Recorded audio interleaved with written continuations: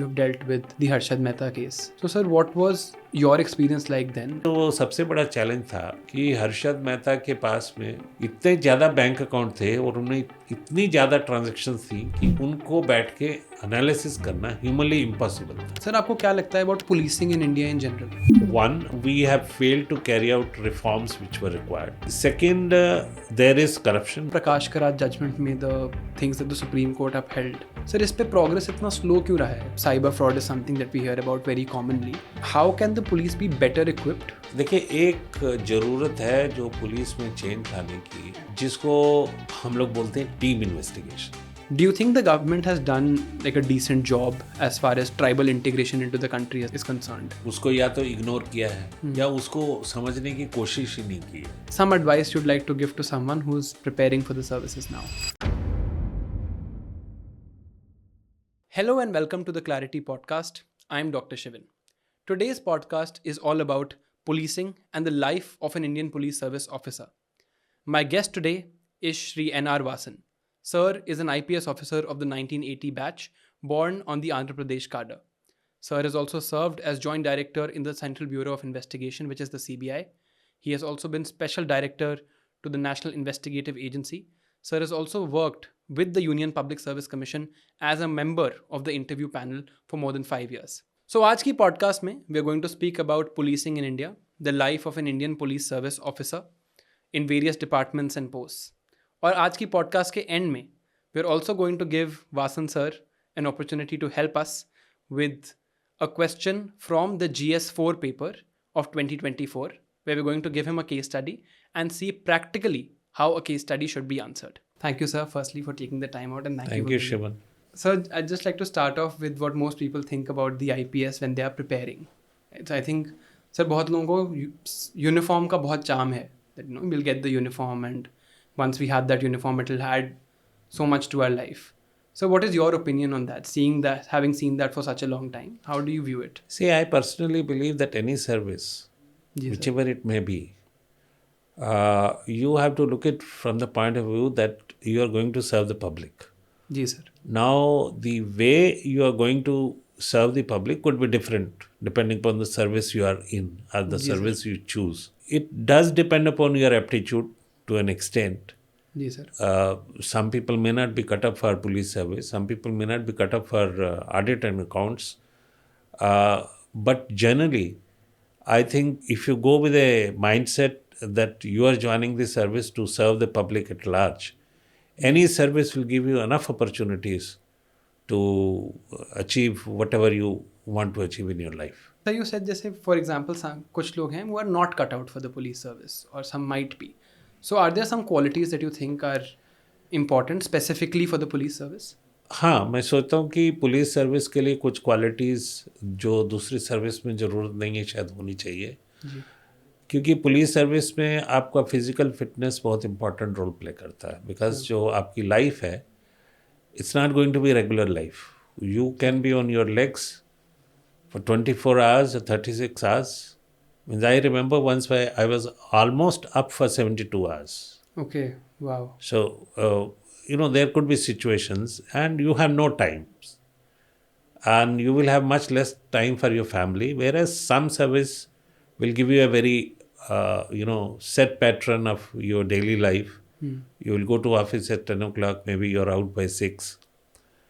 And you can enjoy your holidays. In a service like police, or to an extent in civil service also, that is an Indian administrative service, these kind of opportunities may not be there. Sir, so जैसे like you were saying you were up for 72 hours and I'm sure this was not a common occurrence, but बहुत बार ऐसे हुआ होगा कि This was not a common occurrence. I can also recall the occasion when I had to be there. I was that was my first posting as Assistant Superintendent of Police at Vijayawada. जी sir. And if I recall, your audience can, just turn the pages of the history. The first opposition conclave जी sir. took place in Vijayawada. Okay, sir. And you had all the big leaders of opposition, the then opposition, whether it was Atal Bihari Vajpayee or it was MGR or many other stalwarts. जी sir. They came there and a number of continuous sessions were held. So, and the leaders were arriving at different times. Some were arriving by train, some were by coming by aircraft, Yes, because sir. Vijayawada at that time was not very well connected. There used to be only one flight to Vijayawada. So, being the assistant superintendent of Vijayawada, I was in charge of the entire arrangements, and I had to receive the leaders. I have to take care of the security. So that was one art. But what I'm saying is that was the exceptional thing that it continued for 3 days. But then normally there are many occasions when you are in the field that you have to be on your toes for maybe 12 hours or 16 hours or 24 hours. That's very normal. And you may have natural disasters, you may have floods, you may have cyclones, where you will be required to be present on the scene, on the spot, to help public. So you do need some kind of, the physical strength that you are able to match the requirement of the service. So yes, some services will have certain requirements.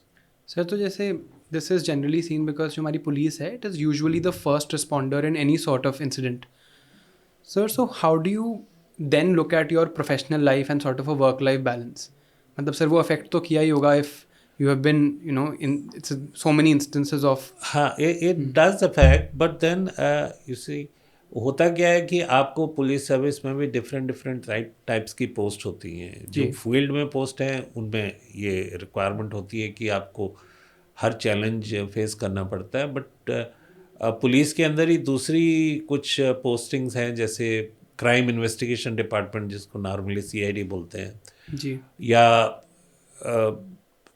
दूसरे कुछ department हैं जिसमें आपको थोड़ा work life balance के chance बढ़ जाते हैं, जहाँ पे आपकी थोड़ी लाइफ सेट होती है. आपको इतना ज़्यादा उसमें भी आपको चैलेंजेस आ सकते हैं, बट इतने ज़्यादा नहीं होते हैं. फील्ड में बहुत चैलेंजेस होते हैं और बहुत सारी स्टाफ जॉब्स भी होती हैं, जी. और जिसके अंदर आपका थोड़ा लाइफ बैलेंस मेंटेन हो सकता है. तो मैं पर्सनली मानता हूँ कि किसी भी ऑफिसर को बहुत लंबे समय तक फील्ड में नहीं रखना चाहिए, so that it takes a toll on the physical wellbeing of a person. So बीच बीच में दूसरी तरह की पोस्टिंग भी होनी चाहिए. Sir so in your career you have been at the top of the police of a state, right? So sir आपको क्या लगता है about policing in India in general? एक तो सर इसमें एक like I first like to ask about public perception of the police. जो media में या जो भी न्यूज़ के थ्रू जो भी इमेज बनी है पुलिस की, it's not always been the best. Sir आपको क्यों लगता है ऐसा क्यों है, and what reforms are needed in our policing system? See, if you look at the background, the police basically started, the British Empire, they used it for perpetuating their own interests. जी सर. So their purpose was not to serve the public, but to ensure that they are able to, carry on their activities and their revenue collection. And the Ji, sir. police, they used it as a control organization. जी. They wanted to control the society, they wanted to control the various things. And the police was one wing of the administration, जी. which could deliver them what they wanted. Now the perception of police has remained more or less the same, or I will say deteriorated to an extent over the years, because of one, we have failed to carry out reforms which were required. जी. The second, there is corruption. Definitely there is corruption in police. But let me make it, emphasize that it's not only the police where corruption is there, it's all the department. But the difference is that every person on the street will come in contact with a policeman. Whereas other departments, it's certain segment of society which comes into contact. If you take for income tax, जी. it'll only those people who pay income tax, they will come in contact with income Basically tax. 4% population. So जी. 4% are a little higher population. जी. So if there is a corruption, only those people are exposed. They will come to know, or they will face the difficulties. जी. Whereas every person in society, whether he is a auto driver, or he is a resident of a small town, or resident of a big town, You are driving a car or you are going to cinema, there are possibility that you will come across a policeman.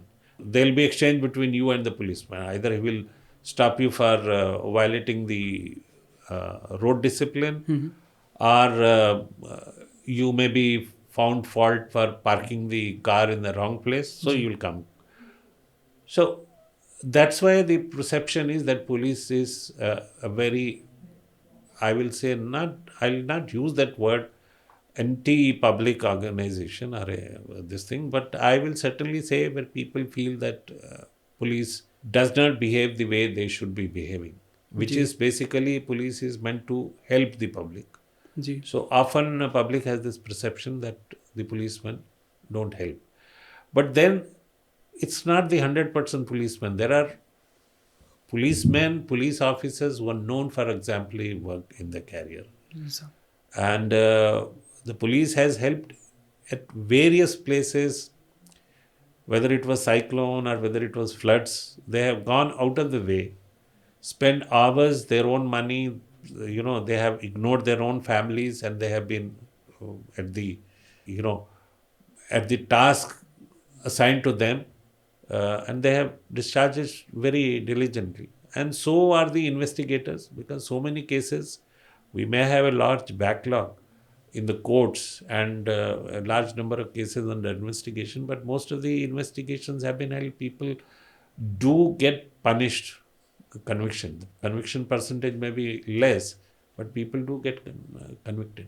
Sir, जैसे you are talking of the investigation wing and also the backlog that we have. Sir, आपको क्या लगता है जो प्रकाश करात judgment में the things that the Supreme Court upheld, right? The 7 points such as separating the investigation wing from the law and order, etc. And also the model police bill that has been there with the central government. Sir, इस पे progress इतना slow क्यों रहा है? Why have not, even the second ARC has recommended police reforms in a lot of detail. But sir, ये देखने को नहीं मिला है बहुत ज़्यादा. ऐसा क्यों है? See, generally, I will say the bureaucracy moves very slowly. And bureaucracy, generally, they do not like change. Ji sir. So you had number of police commissions who gave very, very, I will say, important recommendations to improve police functioning. Second, as you said, the Supreme Court in Prakash Singh judgment ji gave certain directions, ji which I don't think have been followed to the extent they should have been. Ji Number one, you must remember, police is a organization which is a non-revenue generating organization. So any change in an organization will definitely require some amount of extra budget, some amount of extra money to be spent on that, which I think governments are not ready to do because they don't find it a priority area. And as long as, the police is serving their purpose, so they are happy with it.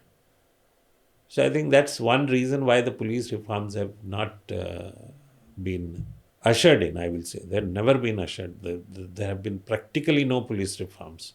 We continue to work in the same kind of milieu we worked 50 years ago. And our police public ratio is also very poor. sir. As recommended by the United Nations, it's very, very poor. Right. And another thing which has not happened according to me, the police continue, the government continues to look as police as a law enforcement authority, which is, I think, a very short-sighted policy. So sir, जैसे आप you were talking about how crimes are becoming more complex. जैसे अब cyber fraud is something that we hear about very commonly, and spam calls is I think something all of us have faced.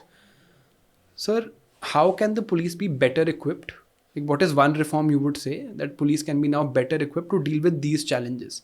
Because I think here also we still see some reticence on the side of the policemen या जहाँ भी हम जाते हैं to investigate these crimes and to help people there. देखिए, एक ज़रूरत है जो पुलिस में चेंज लाने की, जो बहुत सारे देशों में अब होने लगा है, जिसको हम लोग बोलते हैं टीम इन्वेस्टिगेशन. हाँ जी.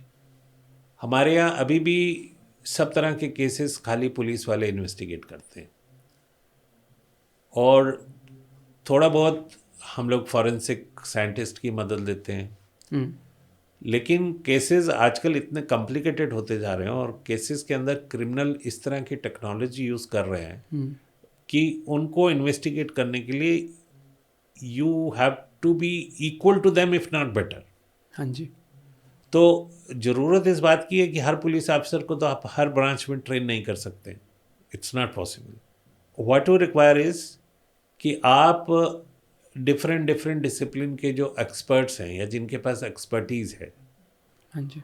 उनको आप पुलिस के अंदर कोऑप्ट करें, उसके लिए कोई मैकेनिज्म बनाया जाए हाँ जी।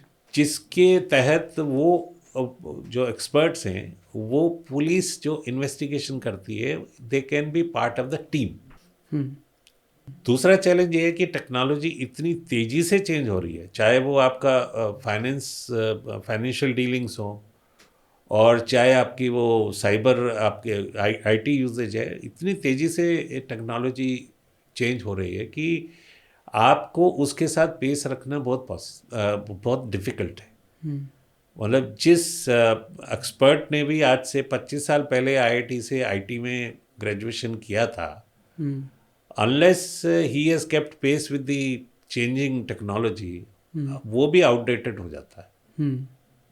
तो ज़रूरत इस बात की है कि हम लोग ज़्यादा से ज़्यादा एक्सपर्ट्स को इन्वॉल्व करें पुलिस के साथ टीम्स फॉर्म करने का, और पुलिस ऑफिसर्स को भी ट्रेनिंग दें, रिफ्रेशर्स कोर्सेज करें जिसके तहत में उनकी भी नॉलेज, क्योंकि किसी भी टीम को लीड करने के लिए आपको थोड़ा नॉलेज हर चीज़ का होना चाहिए, तभी आप उसको लीड कर पाएंगे। आपके साथ एक्सपर्ट हैं ठीक है, लेकिन फिर भी आपको थोड़ा नॉलेज होना चाहिए, तो उस बात की बहुत ज़रूरत है। तो ये चीज़ हमें करना पड़ेगा अगर हम पुलिस की वर्किंग को सुधारना चाहते हैं। सर, जैसे कॉम्प्लेक्स फाइनेंशियल केसेस की बात हुई, तो जब आप सीबीआई में थे for example, you have dealt with the Harshad Mehta case. Sir, I am sure वो बहुत कॉम्प्लेक्स रहा होगा, and at that time must have been very difficult to also understand what was happening. So sir, what was your experience like then, and how did you sort of deal with that? नहीं, वो एक CBI के लिए बहुत बड़ा challenge था, क्योंकि CBI के अधिकारी जो इन्वेस्टिगेटर हैंडल कर रहे थे, वो लोग मार्केट मैकेनिज्म को मैं बोलूँगा कि बिल्कुल नहीं समझते थे।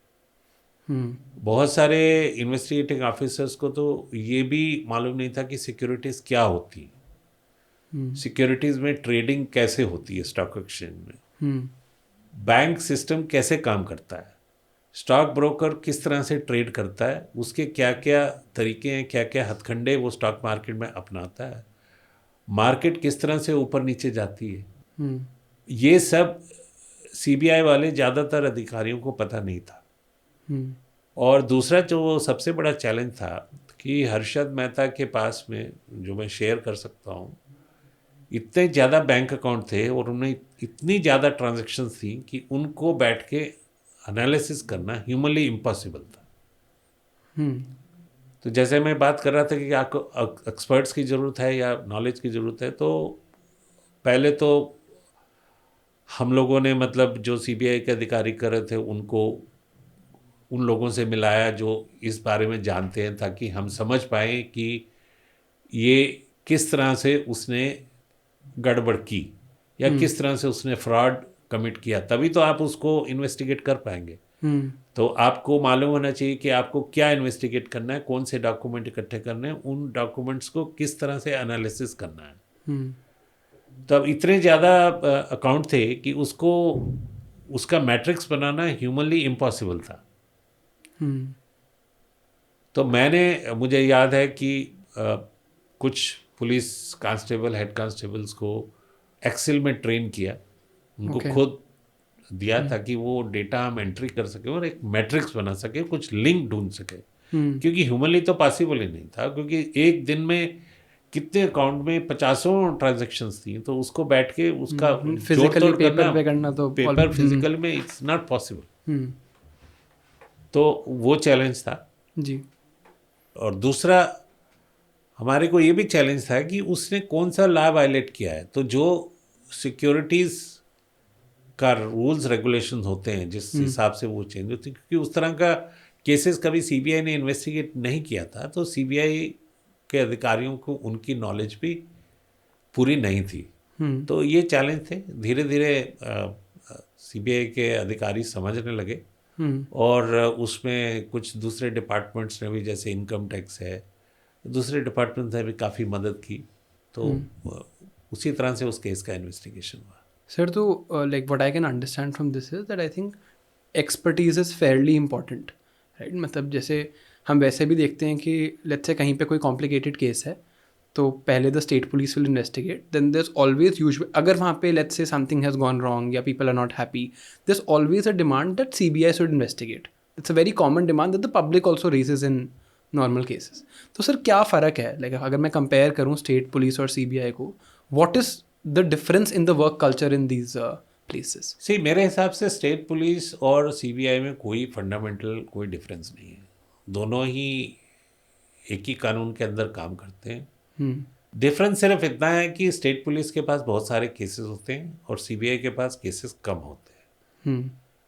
तो सीबीआई के अधिकारी जो थोड़ा ज़्यादा समय व्यतीत कर सकते हैं इन्वेस्टिगेशन में as compare to state police forces. But at the same time there is a downside to it कि स्टेट पुलिस का जो एक्सपीरियंस होता है वो इतना ज़्यादा होता है जो सीबीआई के अधिकारियों का नहीं होता। तो इसीलिए शायद किसी ने बहुत सोच समझ के सीबीआई में प्रथा चलाई थी कि स्टेट पुलिस से ऑफिसर्स को डेपुटेशन पे लिया जाए सीबीआई में, क्योंकि जो मैं एक एग्जाम्पल से अगर समझाना चाहूँ तो जैसे एक मान लीजिए सरोजिनी नगर पुलिस स्टेशन है दिल्ली में। सरोजिनी नगर पुलिस स्टेशन में शायद महीने में 1200-1400 केस रजिस्टर होते होंगे और वो हर तरह के केस होंगे। पिक पॉकेट का भी केस होगा, डकैती का भी होगा, कोई थेफ्ट का भी होगा, कोई हर Even तरह more के, heinous crimes. हाँ, और बैंक फ्रॉड का भी कोई केस होगा। तो वो जो अधिकारी है, जो एसएचओ है या जो भी इन्वेस्टिगेटर है, वो हर तरह के केस को इन्वेस्टिगेट करता है और उसके पास चैलेंज होता है समय का, टाइम का। तो उसकी जो एक्सपर्टीज है वो नेचुरली जो एक सीबीआई का अधिकारी है जो शायद साल में एक ही केस इन्वेस्टिगेट करता है, तो आप उसकी तुलना करेंगे तो मतलब दोनों का एक एडवांटेज है और डिसएडवांटेज भी है। इसीलिए मैं सोचता हूँ कि सीबीआई में स्टेट पुलिस के अधिकारियों को ज़्यादा से ज़्यादा इंडक्ट करना चाहिए जिनके पास एक्सपीरियंस है। और दूसरा, इन्वेस्टिगेशन एक एप्टीट्यूड की बात होती है। Everybody cannot be, every police officer cannot be a as investigator जी. It's a question of mindset, question of your legal knowledge and your expertise. So उन लोगों को लाना चाहिए सीबीआई में कि जो स्टेट पुलिस में काम कर रहे हैं और जिनके पास वो एप्टीट्यूड है, और वो सीबीआई में आएंगे, उनके पास कम केस रहेंगे तो they may be able to perform much better. और जब लोग वापस जाएंगे भी सीबीआई से अपने स्टेट पुलिस में, तो they will carry lot of experience with them, which will do good to state police also. Sir, जैसे CBI में we are talking of postings for example, but there's another thing which I want to ask you, and this might be a bit controversial, but sir, even the Supreme Court has for example said that the CBI is a caged parrot, and there's always been a sort of एक idea है कि political interference है and CBI has been used against politicians. Sir, what is your take on that? Generally in policing, like what is the role that political interference plays? देखिए, एक चीज़ हमको याद रखनी चाहिए या समझ लेनी चाहिए कि पॉलिटिकल प्रेशर हमेशा रहेगा, चाहे वो स्टेट पुलिस हो चाहे सीबीआई हो, क्योंकि जो पॉलिटिकल डिस्पेंसेशन है ऑफ द डे जी, वो लोग हमेशा चाहेंगे कि जो केसेस हैं जिनकी फाइंडिंग से उनकी छवि खराब हो सकती है वो स्लो बर्नर पे हों, और जिनकी वजह से दूसरों की छवि खराब से हो तो वो फास्ट ट्रैक पे हो। ये एक नॉर्मल सी बात है ना। ये सब पुलिस ऑफिसर्स के ऊपर डिपेंड करता है कि वो कितने प्रोफेशनल हैं और कितने डिलीजेंट हैं कि वो अपने काम को बिना किसी प्रेशर को दिमाग में रख के काम करते हैं। और बहुत सारे पुलिस ऑफिसर्स हैं जिन्होंने शायद प्रेशर के अंदर कभी काम नहीं किया है और उन्होंने अपना काम बड़े ईमानदारी से, तत्परता से निभाया है। और कुछ हैं जो प्रेशर में आ जाते हैं. आई थिंक ये it will vary from person to person and it is nothing to the institution whether it is CBI और स्टेट पुलिस. स्टेट पुलिस में भी आपको वो अधिकारी मिल जाएंगे जो इंडिपेंडेंटली काम करते हैं, और सीबीआई में भी आपको अधिकारी मिल जाएंगे जो बिल्कुल इंडिपेंडेंटली काम करते हैं. और तो जो सुप्रीम कोर्ट की ऑब्जर्वेशन थी या केज पैरेड की या समय समय पे जो क्रिटिसिज्म हुआ है, कुछ हद तक जस्टिफाई है. और उसकी जिम्मेवारी आई थिंक जो अधिकारी हैं जो वहाँ पोस्टेड हैं सीबीआई, उनके ऊपर जाती है कि वो लोग कितने ईमानदारी से, कितने इंडिपेंडेंटली, ऑब्जेक्टिवली केसेस का इन्वेस्टिगेशन करते हैं. सर जनरली आपको क्या लगता है जो थ्रेट ऑफ ट्रांसफ़र होता है, which is not really a punishment but threat of transfer to a bad posting और a posting where you might not have that work, इसके लिए जैसे रिकमेंडेशंस भी बनी TSR सुब्रमण्यम केस में कि सिविल सर्विस बोर्ड बना देना चाहिए, but again there the progress has been a bit slow. तो जनरली सर सिविल सर्विस के लिए आपको क्या लगता है कि क्या रिफॉर्म्स चाहिए ताकि ये ट्रांसफ़र का threat should not be a problem? एक तो ये चीज़ मान के चलना चाहिए कि कोई भी पोस्टिंग हो, किसी भी पुलिस में, एडमिनिस्ट्रेटिव सर्विस में या किसी दूसरी सर्विस में, कोई भी पोस्टिंग खराब नहीं होती है मेरे हिसाब से. ये मेरा सोचना है. जी.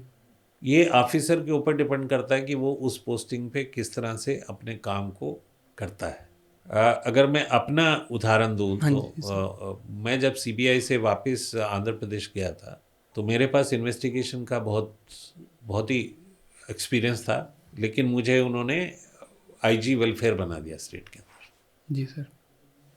अब आईजी वेलफेयर एक ऐसी पोस्ट थी जो माना जाता था कि इसमें कुछ काम नहीं है, इसका कोई रोल नहीं है, मतलब ये तो ऑफिस में गए, आए और ऑफिस से चले गए. लेकिन शायद वो 3 साल की पोस्टिंग जो मेरी थी, एट हाइंडसाइट मैं मानता हूँ कि वो मेरी one of the best postings. मैं 3 साल में इतना काम कर पाया पुलिसमैन की वेलफेयर के लिए, बिकॉज वो भी एक एस्पेक्ट है जिसकी ज़रूरत है पुलिस डिपार्टमेंट में, कि अगर हमें police constable, police head constables, police के अधिकारियों से काम लेना है तो उनकी वेलफेयर और उनके परिवार की जो वेलफेयर है उसका आप पूरा ध्यान रखें. क्योंकि अगर वो मन से ये संतुष्टि उसको होगी कि भैया आपका परिवार सफ़र नहीं कर रहा है, अगर आप घर नहीं जा पा रहे हैं 2 दिन 3 दिन आप कहीं ड्यूटी पे हैं लंबे समय तक, तो there is somebody to look after your family. जी. एंड गॉड फॉरबिडन कि आपके साथ कुछ हो जाएगा तो your family will be taken care of. This is a great kind of reassurance to the policeman. So I was able to do a lot of good, and so it is a question how you use that posting. So that's I will say that threat of transfer does create problem for family, but then it's not that major a problem. So I don't think that officers should start compromising their position because there is threat of transfer. Yes, reforms have been suggested.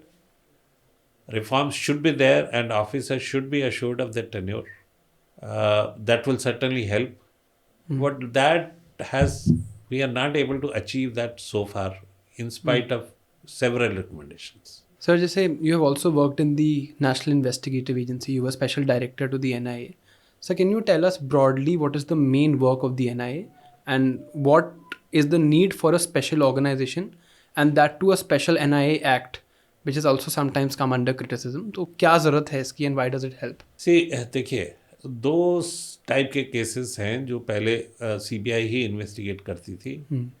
एक तो normal corruption cases है और normal conventional crime जिसको हम बोलते हैं. वो cases भी जब स्टेट गवर्नमेंट दे देती थी तो सीबीआई को कुछ इंपॉर्टेंट सेंसिटिव केसेस है वो सीबीआई इन्वेस्टिगेशन करती थी. और टेररिज्म रिलेटेड केसेस जब 80s और 90s में बढ़ने लगे तो वो केसेस स्टेट पुलिस हैंडल नहीं कर पाती थी बेसिकली. और उसका स्टेट पुलिस का चैलेंज था कि बहुत सारे केसेस में जब टेररिज्म के केसेस बढ़ने लगे स्टेट पुलिस को चैलेंज हुआ कि क्योंकि जो क्राइम करते थे या जो ऑफेंस कमिट करते थे वो लोग स्टेट की सीमा से बाहर या दूसरी स्टेट में भी होते थे और विदेश में भी होते थे।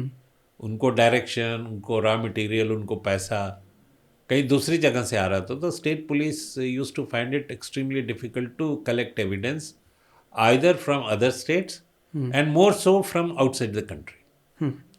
तो धीरे धीरे वो केसेस सब सीबीआई को दिए जाने लगे।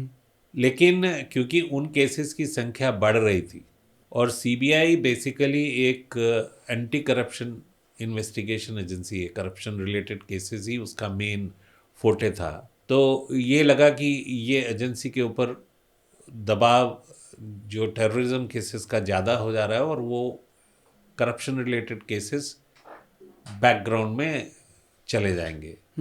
तो ये फीलिंग थी कि एक एजेंसी होनी चाहिए which can exclusively attend to terrorism cases. और दूसरा सबसे बड़ा लीगल चैलेंज जो था कि कई बार स्टेट गवर्नमेंट सीबीआई को वो केसेस हैंड ओवर नहीं करती थी, क्योंकि जैसा मैं आपके जो ऑडियंस है उसको बता दूं कि पुलिस जो है बेसिकली स्टेट सब्जेक्ट है जी।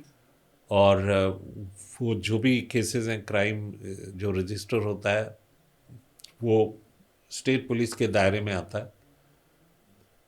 और सीबीआई का जुरिस्डिक्शन तब बनता है जब स्टेट गवर्नमेंट उनको कंसेंट दे देती है वहाँ पे इन्वेस्टिगेट करने के लिए जी।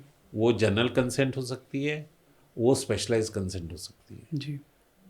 सो हमारे जो पॉलिटिकल सिस्टम है उसके अंदर हो क्या रहा था कि बहुत सारी स्टेट्स वो कंसेंट विड्रा कर लेती थी जी। या नहीं देती थी, तो वो केसेस सीबीआई को नहीं जा पाते थे या स्टेट्स किसी वजह से वो केसेस सीबीआई को इन्वेस्टिगेशन के लिए देने के लिए रेडी नहीं हेजिटेट। तो ये एक बड़ा मेजर चैलेंज था। तो ये गवर्नमेंट ने सोचा कि इस चैलेंज को कैसे मीट किया जाए।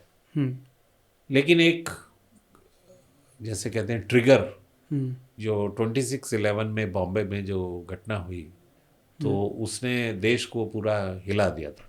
क्योंकि इतना बड़ा टेररिस्ट ऑफेंस पहले हिंदुस्तान में नहीं हुआ था। हुए थे ऑफेंस, बड़े बड़े ऑफेंस हुए थे, लेकिन इस तरह का सेंसेशनल ऑफेंस नहीं हुआ था और जिसका ऑलमोस्ट लाइव कवरेज था। तो जितनी भी पॉलिटिकल पार्टीज हैं there was almost a consensus कि we should have a specialised agency. So NIA was created under Defense of India entry. In the union list. In the union list.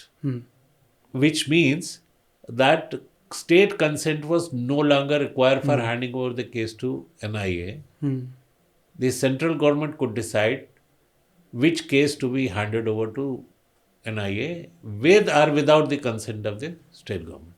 So इस background में NIA का गठन हुआ था जी। तो NIA basically उसमें एक शेड्यूल है NIA के एक्ट में जिसमें ऑफेंसेस लिस्ट किए हुए हैं कि वो ऑफेंसेस NIA इन्वेस्टिगेट कर सकती है, बाकी नहीं। तो उसमें ऑफेंसेस हैं, टेररिस्ट रिलेटेड ऑफेंसेस हैं, उसमें साइबर रिलेटेड कुछ ऑफेंसेस हैं, ह्यूमन ट्रैफिकिंग के कुछ ऑफेंसेस हैं, फेक करेंसी के कुछ ऑफेंसेस हैं।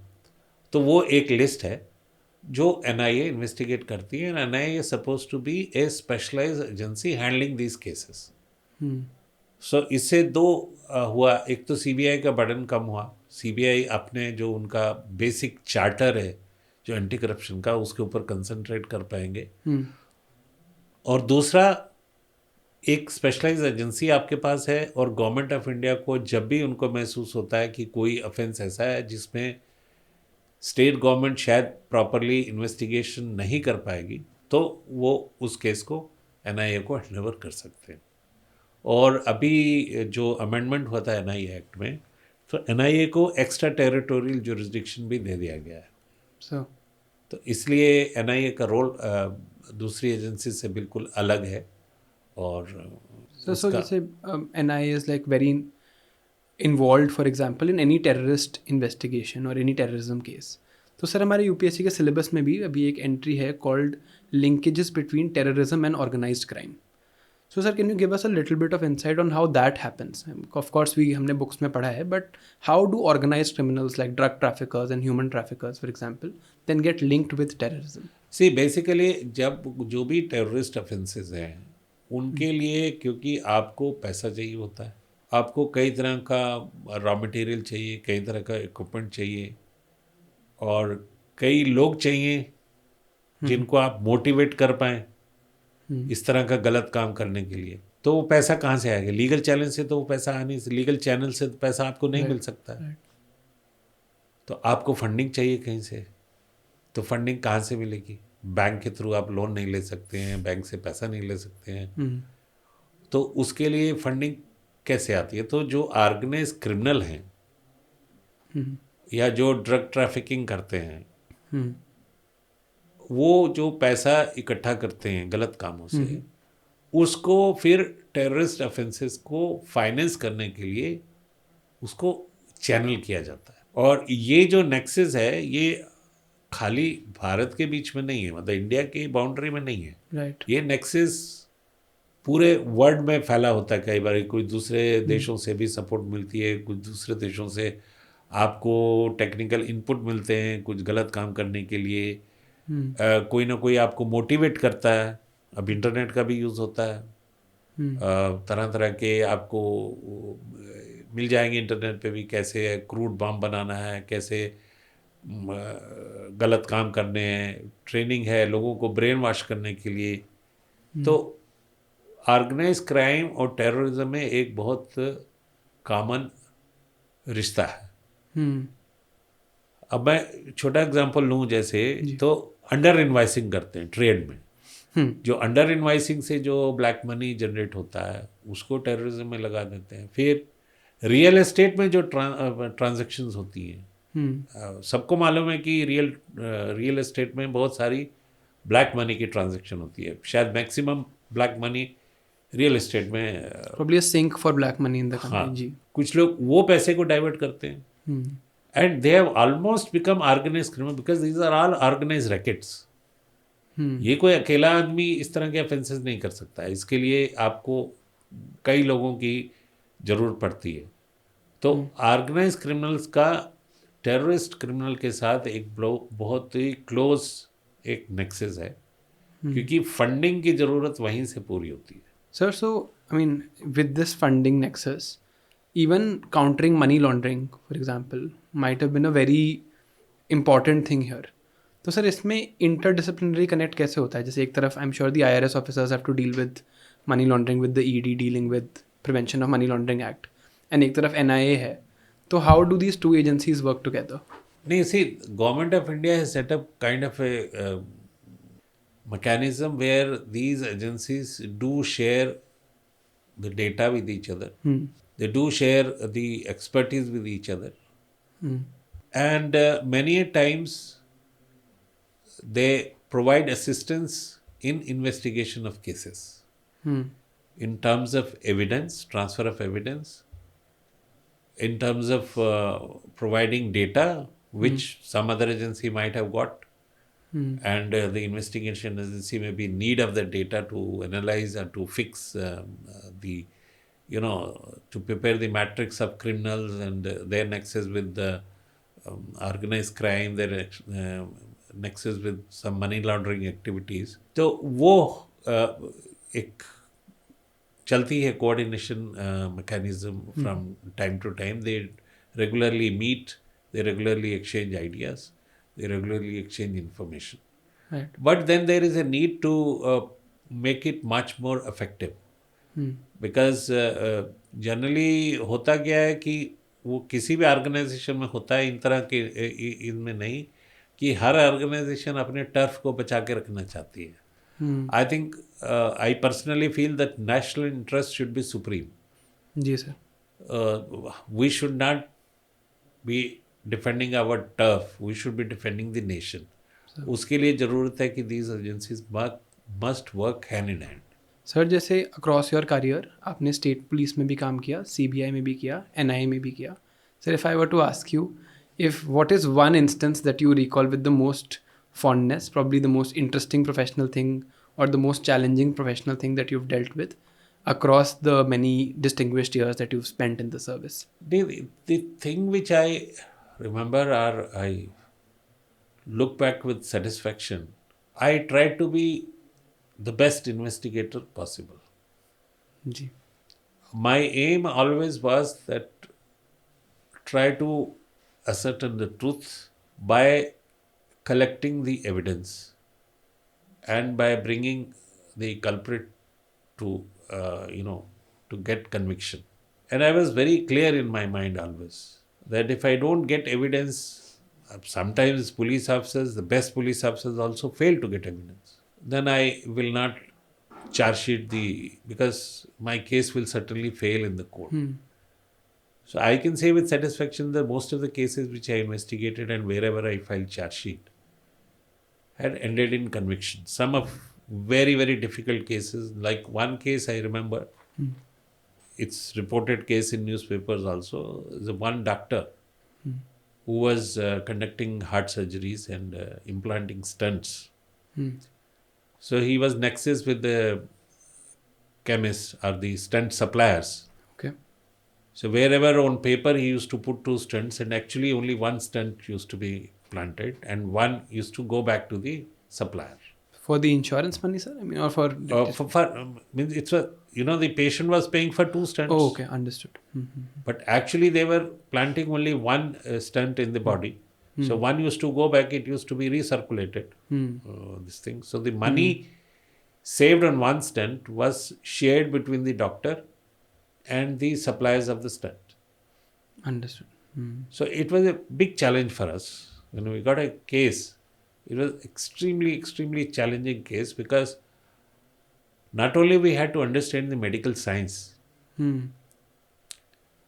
but we have to collect evidence that we can prove beyond reasonable doubt that this was happening. And also, sir, wo medical certainty ke it was actually not required or required to put 2 stents and Yes. because then even evidence must be very difficult to gather. And So its evidence was not only difficult to gather, evidence was difficult to understand. What I required, what my investigator or the inspector who was working on that, what actually is supposed to gather so that we are able to prove that yes, this is what was happening and this was the mechanism.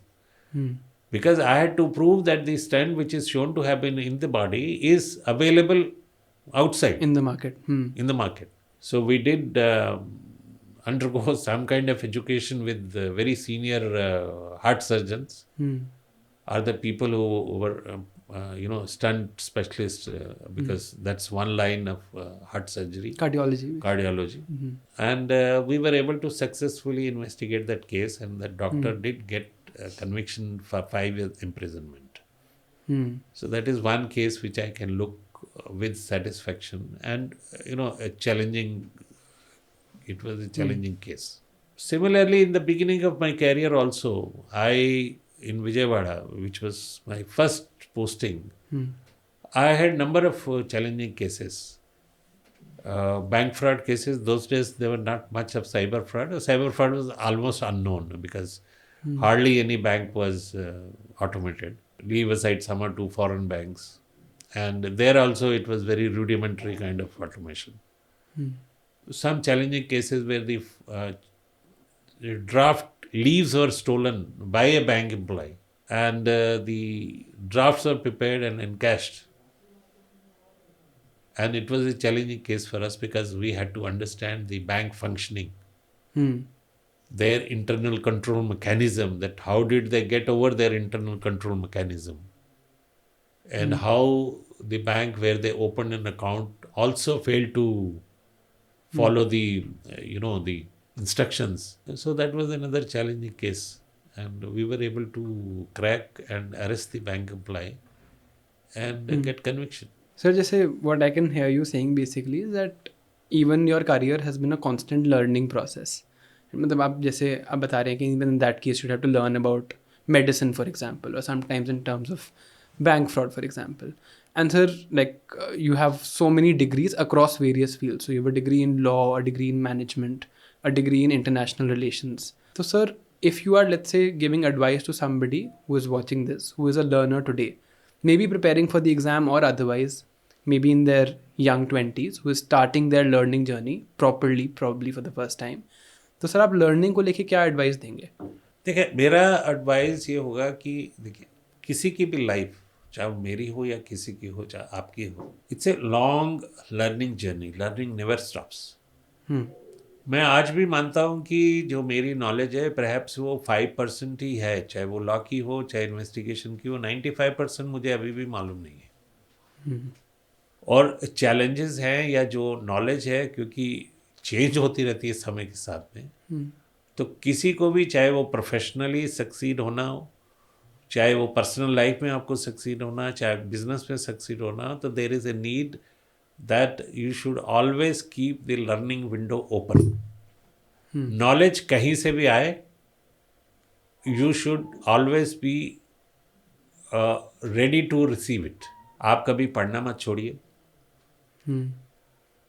चाहे वो supreme court की, अगर मैं police officers का बात करूं, तो चाहे वो सुप्रीम कोर्ट की जजमेंट्स हो, चाहे नए लॉज हो, चाहे दूसरे कंट्रीज़ के लॉज हो, चाहे दूसरे कंट्रीज़ की इन्वेस्टिगेशन की मूवीज़ हो, जो मूवीज़ भी बनती हैं बहुत सारी इन्वेस्टिगेशन के ऊपर में, चाहे आपके जो साथी हैं जिन्होंने इन्वेस्टिगेशन किया है उनकी गाइडेंस हो, तो आपकी लर्निंग हमेशा जारी रहती है. क्योंकि life itself is a learning process, and this is true of any service और any profession.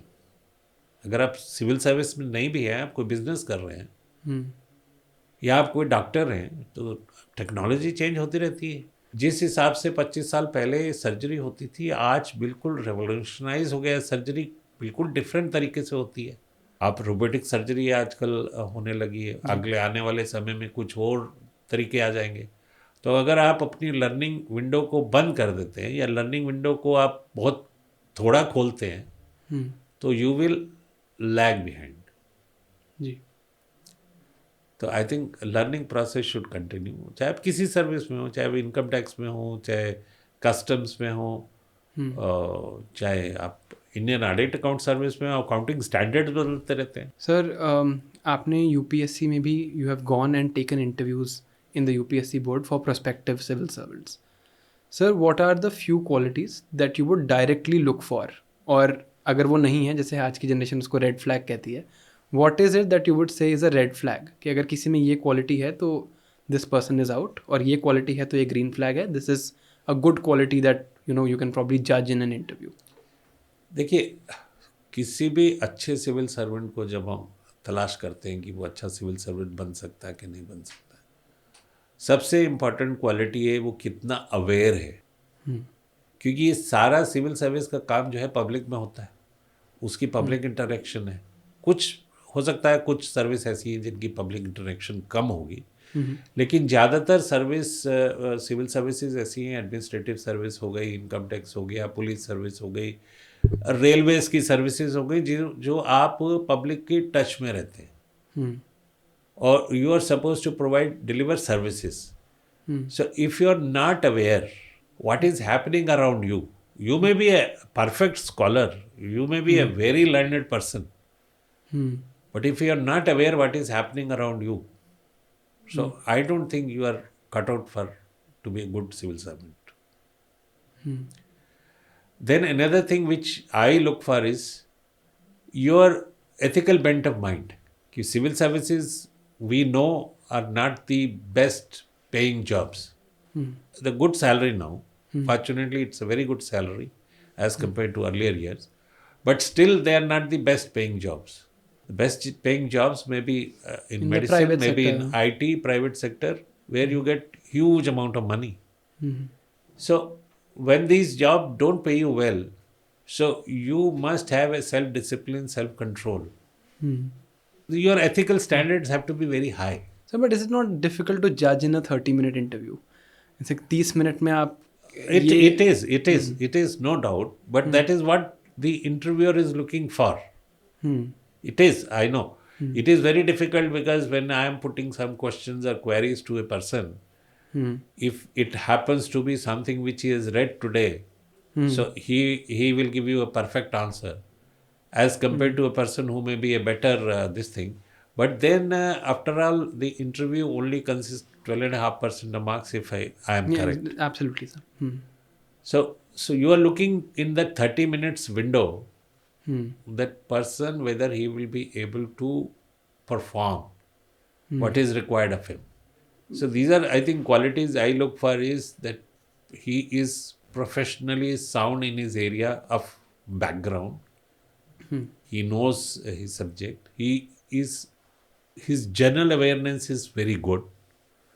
He is not only वो जो हिंदी में कहते हैं कूप मंडुक, कि अगर वो डॉक्टर है तो उसको सिर्फ डॉक्टरी की नॉलेज है, उसको इकोनॉमिक्स की कुछ नॉलेज नहीं है, समाज में क्या हो रहा है उसको कुछ पता नहीं है, तो वो आदमी अच्छा सिविल सर्वेंट नहीं बन सकता. तो मैं वो देखता हूँ कि भैया इसको अवेयरनेस है कि सोसाइटी में महिलाओं की स्थिति क्या है, हमारी एजुकेशन सिस्टम के बैकवर्ड नेगेटिव पॉइंट्स क्या है, हमारी एग्रीकल्चर की प्रॉब्लम्स क्या है. राइट. तो उसकी जनरल अवेयरनेस एक काफ़ी हाई लेवल की होनी चाहिए, number one. Number two, his ethical standards have to be very good. And third, I will say that there is a appetite for learning.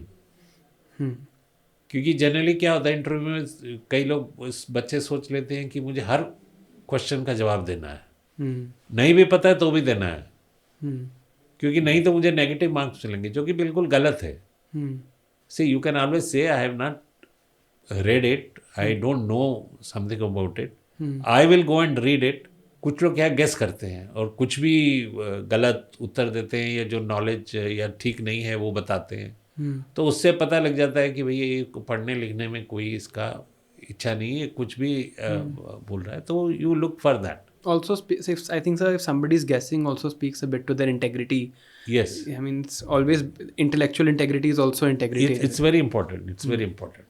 Sir, एक चीज़ हम I just wanted to try, which is अब sir हमारे ethics के paper में case studies आती हैं, and sir बहुत case studies में क्या होता है कि you are a person of a police background and some cases given to you. अब सर हम जिन किताबों में पढ़ते हैं वो बहुत थियोरेटिकल हैं, राइट. हमें थियोरेटिकली में भी सम एथिकल प्रिंसिपल्स पता है और हमें बता दिया गया है कि ये वाला स्कॉलर कोट कर देना etcetera. But sir, if you permit, I'd like to share a case study with you and just Please. like to hear your opinion. So this was asked last year only in 2024. So it says that Raman is a senior IPS officer and has recently been posted as DG of a state. Among the various issues and problems, challenges which need his immediate attention, the issue relating to the recruitment of unemployed youth by an unknown terrorist group was a matter of grave concern. It was noted that unemployment was relatively high, especially amongst the graduates and higher education students of that state.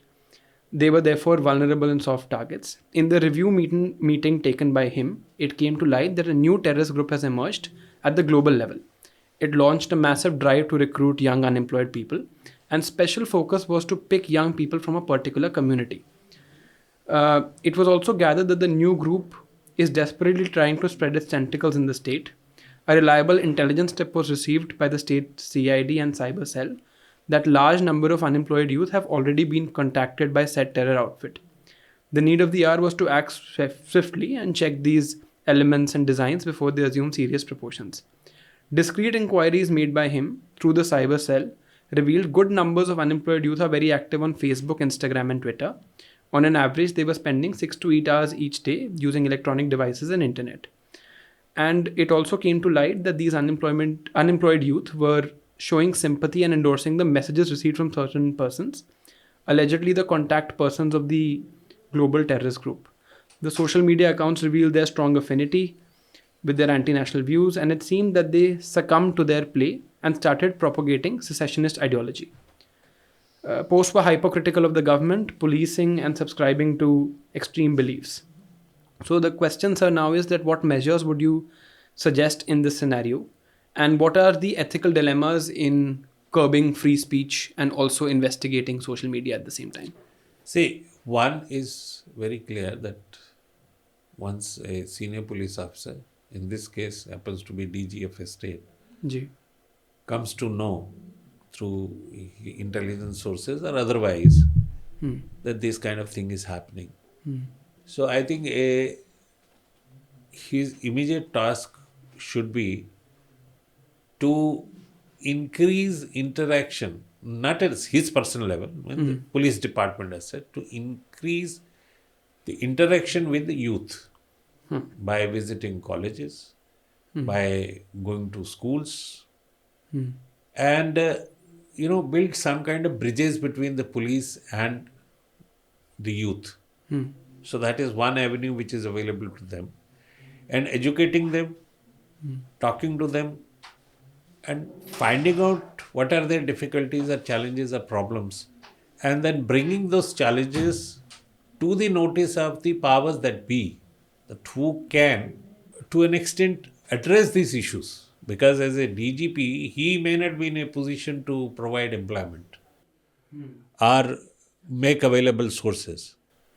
So now he should be interacting with the political bosses or the people who are, kind of making policies for various kind of employments, or who are supposed to attract investment, private investment, or,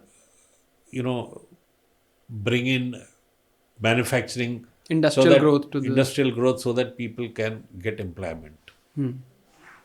So various kind of avenues are, positive avenues are available to the youth. That is one.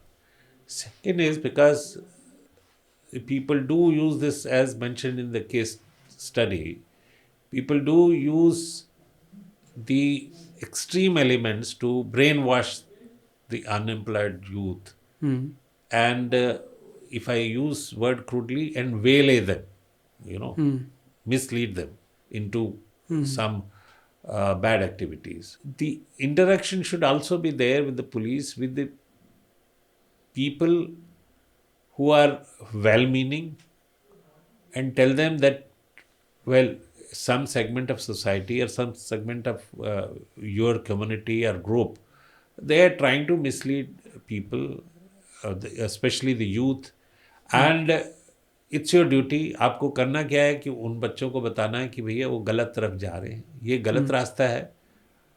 सरकार कोशिश कर रही है उनको employment देने की, private sector में भी एम्प्लॉयमेंट की अपॉर्चुनिटीज अवेलेबल हैं, उनको डिफरेंट टाइप की ट्रेनिंग दी जा सकती है, so they can self employ themselves and earn money. कि गलत रास्ते में जाएंगे, पकड़े जाएंगे तो सजा हो जाएगी, उनका पूरा जिंदगी खराब हो जाएगा. This kind of messages have to go, and this is not one odd time exercise. It's a continuous exercise. It has to go on continuously. So that is important. At the same time, when it comes to free speech and, see, under the law, what is prohibited should be investigated, and you should bring them to the court for the normal judicial process. Now, at the same time, we have to appreciate that the police is not there to curb the free speech. Right. As long as the free speech does not cross the boundary, legal boundary of, it doesn't fall on the other side, that the free speech is misused for doing something which is illegal. Call to violence, for example. So, you have to be very careful. Now, आजकल बहुत तरह के cases हैं, आप अखबारों में पढ़ रहे हैं. कल सुप्रीम कोर्ट ने भी कुछ कहा है कि हम लोग बिना अप्रिशिएट किए हुए कि ये फ्री स्पीच के दायरे में आता है या गलत है, हम लोग केस दर्ज कर लेते हैं. तो उसका नतीजा क्या होता है कि लोग, specially youth, they get alienated not only from the police but from the administration, but from the government as such.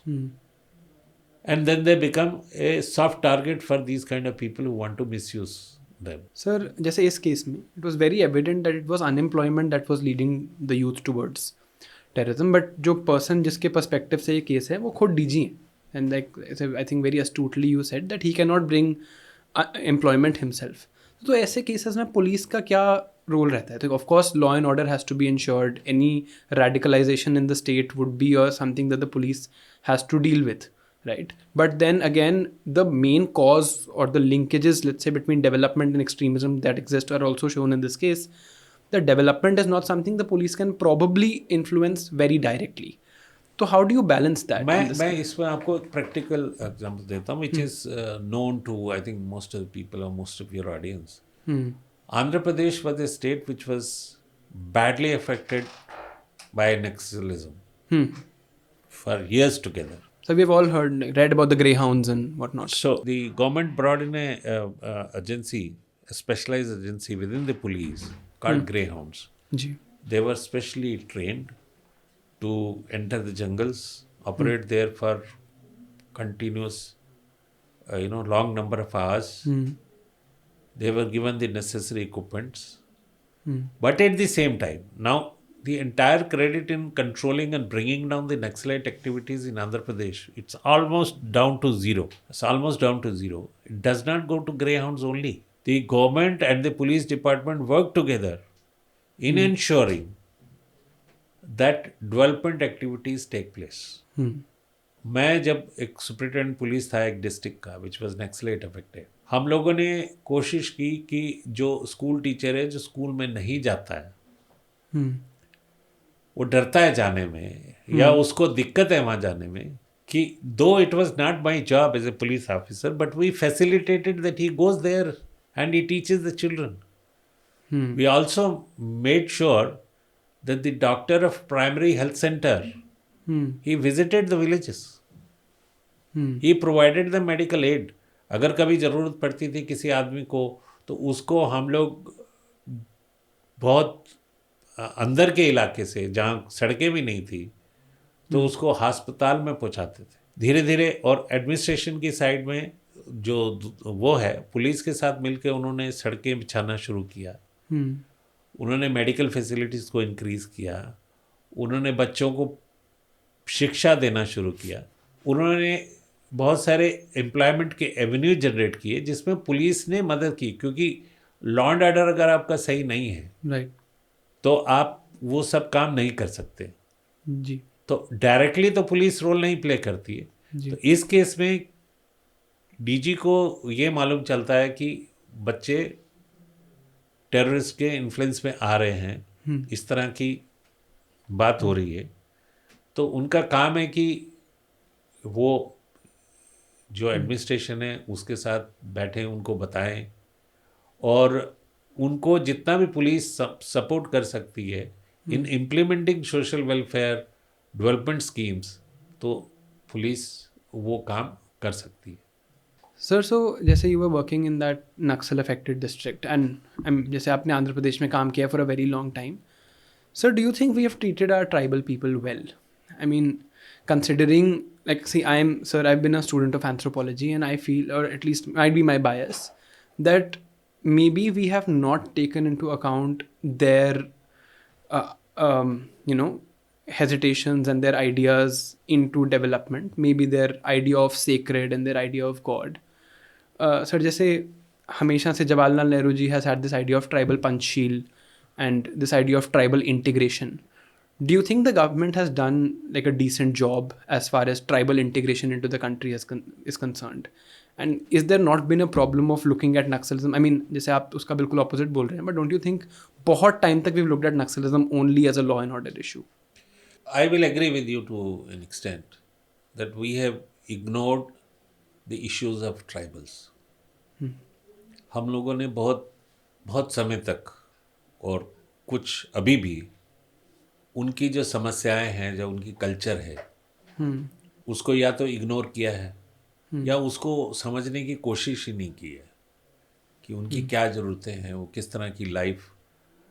अब जैसे जिस ज़िले में मैं पोस्टेड था वहाँ के ट्राइबल्स अभी भी वो झूम कल्टीवेशन को राइट अडॉप्ट करते थे. तो वो कहीं से पेड़ काट दिए फिर दूसरी जगह चले गए फिर अब उनके खिलाफ में आपने केस दर्ज कर दिया कि जंगल को डिस्ट्रॉय कर दिया, पेड़ काट दिए. No, this is their way of life. तो आप उनके खिलाफ में केस रजिस्टर करके उनको और एलियनेट कर रहे हैं. राइट. ज़रूरत इस बात की आप उनको समझाएं कि जो आप कर रहे हो इससे आपका नुकसान है. और आप अगर ये नहीं करेंगे या अपनी लाइफ स्टाइल को आप चेंज कर लेंगे तो शायद आप एक बेटर स्थिति में होंगे. और उनको प्रैक्टिकली हमें ये करके दिखाना पड़ेगा कि भैया आप ये नहीं करेंगे तो ये आपको फ़ायदा होगा, और उसी तरह से हम उनको मेन स्ट्रीम में ला सकते हैं। और आंध्र प्रदेश गवर्नमेंट ने बहुत हद तक इस तरह की पॉलिसी अपनाई, साथ में लॉ एंड ऑर्डर को भी राइट। कंट्रोल करके, कि ये उनको मालूम चल गया कि जो लोग नक्सलाइट्स थे कि भैया हम अगर हम बच नहीं सकते हैं, हम पकड़े जाएंगे। But at the same time जो लोग उनको सपोर्ट करते थे, क्योंकि पुलिस की जो सर्विसेज हैं या एडमिनिस्ट्रेशन की जो सर्विसेज हैं वो तो उन तक पहुंचती ही नहीं थी, तो उनको नक्सलाइट्स आराम से ये बता सकते थे, देखो भैया आपको तो डॉक्टर भी नहीं मिलता है, आपको मेडिसिन भी नहीं मिलती है, आपके बच्चों को पढ़ने के लिए भी सुविधा नहीं है, आपको पक्का मकान भी नहीं है, और ये सारा जंगल है, इसमें से खनिज निकाल के लोग महल बना रहे हैं। तो लॉ एंड ऑर्डर के साथ साथ जब इन चीज़ों के ऊपर तवज्जो दी गई, जब एम्फेसाइज किया गया, तभी उस प्रॉब्लम को आंध्र प्रदेश सॉल्व कर पाया। ग्रे हाउंड्स, ठीक है, इसको बहुत बड़ा क्रेडिट जाता है उसको कंट्रोल करने में, बट ग्रे हाउंड्स, ये क्रेडिट अकेले ग्रे हाउंड्स का नहीं है, इसमें एडमिनिस्ट्रेशन के दूसरे विंग भी उनके साथ पूरे तौर पे काम कर रहे थे। उसी से ये नक्सलाइट प्रॉब्लम को हैंडल किया गया, उसी से ट्राइबल्स को मेन स्ट्रीम में एक एक्सटेंट तक आप ला पाए। So would you agree that law and order might be setting the, the right environment, but जब तक development does not come, जैसे सर आप वो you were talking about shifting cultivation, I thought for example joint forest management was a very good step, which then led to the tribals also understanding how for and also getting their expertise to us. तो sir आप मानोगे कि जो law and order है it is obviously very important, but as an environment it needs to be there so that development can be ushered in and then alienation can be taken away. Yes absolutely, because law and order का purpose सिर्फ law and order मतलब control करना नहीं है। Law and order का मतलब है कि I have to provide an environment in which the social economic development can take place. The police is a facilitator. मैं अगर लॉ एंड ऑर्डर को कंट्रोल कर लेता हूँ और कुछ समाज में चेंज नहीं हो रहा है तो वो अकेले काम नहीं करेगा,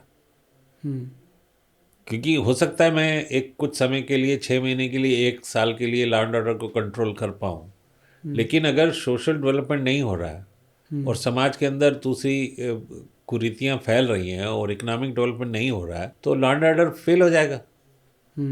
1 साल के बाद इतनी प्रॉब्लम आएगी कि जिसको आप हैंडल नहीं कर पाएंगे।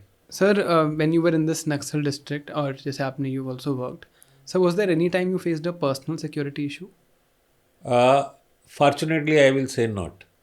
Fortunately, not.